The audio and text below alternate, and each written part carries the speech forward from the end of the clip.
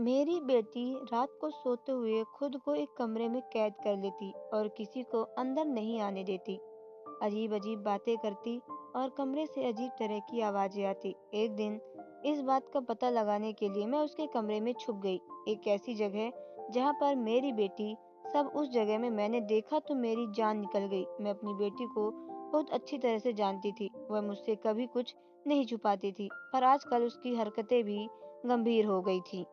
वह मुझसे कुछ छुपा रही थी और बहुत कुछ अजीब ऐसा जिसके बारे में बिल्कुल भी सोच नहीं सकती थी मैं।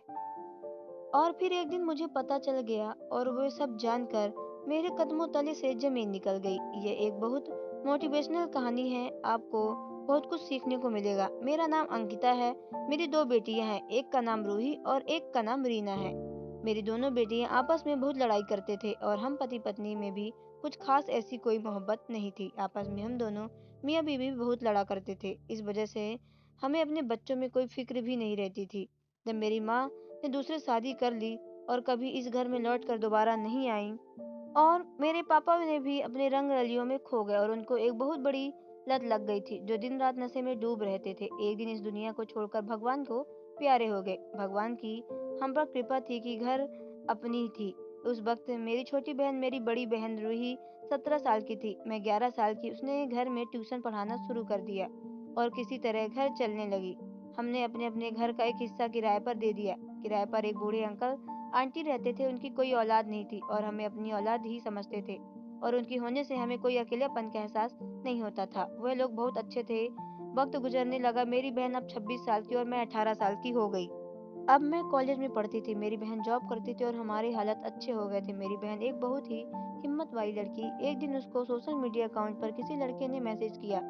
एक हैंडसम मैन था, कोई भी लड़की उसको नजरअंदाज नहीं कर सकती थी। वह भी उससे बात करने लगी। वह दोनों से दोस्ती और फिर मोहब्बत हो गई। मुझे अपनी बहन पर शक हुआ, पर मुझे उम्मीद नहीं थी कि वह किसी के साथ ऐसे रिश्ते में हो सकती है। पर एक दिन मैं उसको हंसते हुए किसी बातें करते हुए सुन लिया। मैंने यही सोचा कि मेरी बहन सारी जिंदगी सिर्फ दूसरों के बारे में सोचा है। अगर उसको कोई ऐसा मिल गया है तो जो उसके लिए मोहब्बत करता है, तो उसमें क्या बुराई है। वैसे भी मेरी बहन बहुत समझदार थी, उसे अच्छे और बुरे की पहचान भी थी। अफसोस उस बात का था कि बात सिर्फ मोहब्बत तक नहीं थी। मेरी बहन मैं एक अच्छी तरह जानती थी, वह मुझसे कभी कुछ नहीं छिपाती थी, पर आजकल उसकी हरकतें बहुत मासूका सी हो गई थी। वह मुझसे कुछ छिपा रही थी, कुछ बहुत अजीब, कुछ ऐसा जिसके बारे में बिल्कुल सोच भी नहीं सकती थी। वह रात को अपना फोन लिए एक अकेले कमरे में चली जाती और सारी सारी रात जागती रहती। वह कमरे के अंदर से लॉक कर लेती। अगर मैं कभी उसकी हाल पूछने के खातिर उसको आवाज देती तो गाली से हराने पर मैनली जाती और हट मुझे बुरी तरह डांट कर वहां से भेज देती थी। उस तरह मेरी बहन ने मुझे कभी नहीं डांटा था। और फिर एक दिन मुझे पता चल ही गया और वह सब जानकर मेरे कदमों तले से जमीन निकल गई, क्योंकि यह खबर मुझे मेरी बहन के मौत के बाद मिली थी। उसने अपनी कलाई काट ली थी। हम काफी देर तक दरवाजा बजाते रहे और दरवाजा नहीं खोल रही थी। अंकल आंटी भी वहां पे आ गए। आखिरकार दरवाजा तोड़ना पड़ा। मेरी बहन की लाश बरामद हुई। वह दिन मेरी जिंदगी का सबसे बुरा दिन था। मैं सोच भी नहीं सकती थी कि कि मेरी हिम्मत वाली बहन, जिसने आज तक कभी हार नहीं मानी हो, ऐसा भी क्या हुआ होगा कि वो मेरी बहादुर बहन ने खुदकुशी कर ली। आखिर क्यों क्यों उसकी मौत जिंदगी से ज्यादा आसान लगी थी। मेरे पास ये जानने का कोई रास्ता भी नहीं था, पर शायद हम बहुत परेशान थे, किसी बहुत बहुत बड़ी परेशानी में थी। मुझे अपनी सवालों के जवाब नहीं मिला। मेरा दुख मेरा गुस्सा बन गया। मैं सोचने लगी कि मेरी बहन भी मेरे माँ बाप की तरह छोड़कर चली गई। मैंने कॉलेज जाना छोड़ ही दिया था।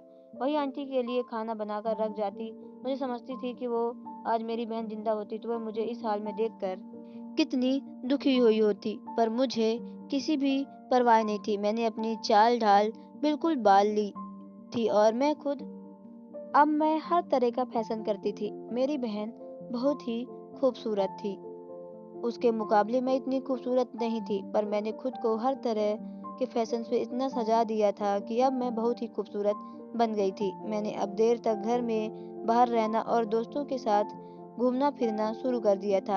अगले सोशल मीडिया का अकाउंट पर अपनी तस्वीर लगाया करती थी। एक दिन आया जिसका कहना था कि वही मुझ में दोस्ती करना चाहता है। मैंने पहले ही थोड़ा तड़पाया, वह भी अपनी लगन का पक्का था। रोज मुझसे बात करने के लिए कोशिश करता था। आखिरकार दिल भी पिघल गया और मैंने उससे बात करना शुरू कर दिया। हम दिन रात को बातें करते। एक दिन हमने एक दूसरे को मोहब्बत का इजहार कर बैठे कि अगर मैं उससे प्यार करती हूँ तो उसकी बात मान लो। पर मैंने उसे जवाब में कह दिया कि यूँ फ़ोन पर दूर-दूर कब तक रहेंगे। वह मुझसे मिलने मेरे घर ही आ जाए, क्योंकि वैसे भी मैं अपने घर में अकेली रहती थी और अब तो मेरी बहन भी नहीं थी। मुझ पर हुक्म चलाने के लिए मैं जो चाहती थी वही कर सकती थी। वह दूसरे शहर में रहता था। 1 हफ्ते के अंदर ही मुझसे मिलने आ गया। हम एक-दूसरे से मिलकर बहुत खुश हुए और हमने खूब सारी बातें साथ बैठकर खाना खाया। उसका नाम प्रेम था। जाने क्यों वह अचानक बेहोश हो गया और बहुत ही कुछ देर बाद होश आया तो खुद को देखकर चिल्लाने लगा। वह इतनी बुरी तरह चिल्ला रहा था। फौरन उस कमरे से मुझे बाहर निकलने का मौका मिला। क्या हो गया तुम्हें? मैंने फिर से फिक्रमंद होकर पूछा, पर मुझे डरी हुई नज़रों से देख रहा था। मैं अचानक हंसने लगी, क्योंकि मैंने उसको बेहोशी की दवा खाने को मिलाकर दी थी। जब वह बेहोश था मैंने उसको रस्सियों से बात कर दिया था, क्योंकि यह कोई नहीं वही लड़का था जिससे मेरी बहन रीना बातें किया करती थी। मेरा बदला जाना, फैशन करना और लड़के से बात करना सब मेरा प्लान था, क्योंकि मैं उसको रंगे हाथ पकड़ना चाहती थी। जो मेरी बहन के साथ किया वह सब मुझसे उसके फ़ोन से पता चल गया था। उसने पहले मेरी बहन को अपनी मोहब्बत का जाल में फंसा लिया था, फिर उसे कहीं ख्वाहिश किया जो उसने किया था।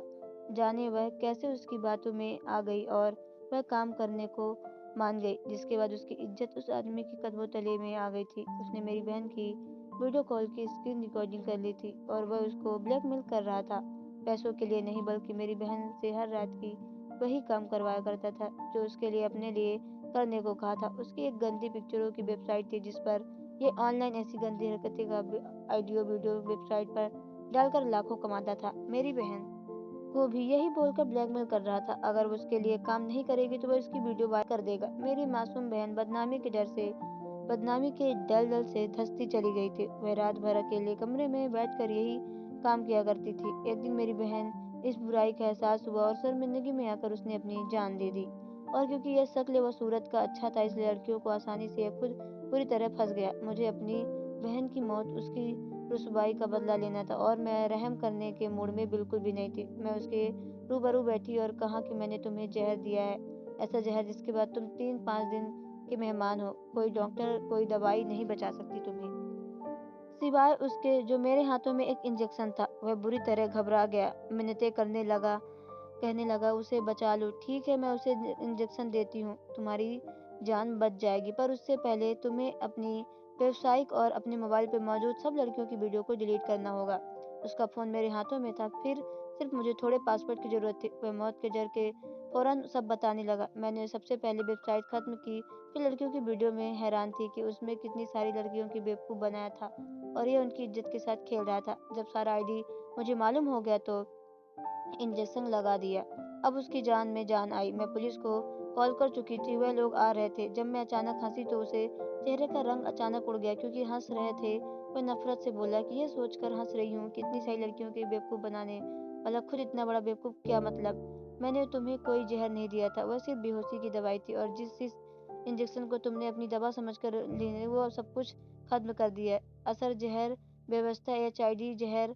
अब तुम इस मरीज के अब तुम एक मरीज बन गए हो जो तड़प तड़प कर मरेगा। मेरा इतना कहना था कि रान लगा। उसका बबसा देख कर मुझे बहुत सुकून मिल रहा था। ऐसे ही उसने ना जाने कितनी लड़कियों को बेबसी के साथ खेल खेला होगा, पर हर जालिम का अंत जरूर होता है। तो दोस्तों, आपको स्टोरी कैसी लगी कमेंट बॉक्स में जरूर बताएं।